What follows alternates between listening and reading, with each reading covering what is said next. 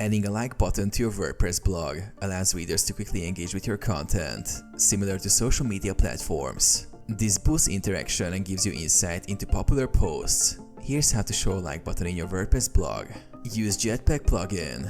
Install Jetpack. From your WordPress dashboard, go to Plugins, Add New and search for Jetpack by WordPress.com. Click Install and then Activate. Connect to WordPress.com. Jetpack requires a free WordPress.com account. Follow the prompts to connect.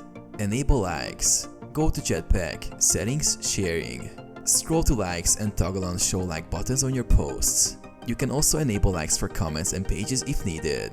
Customize placement. Jetpack adds the like button automatically below each blog post. You can further control where it appears using Jetpack settings or the block editor. Use a like button plugin.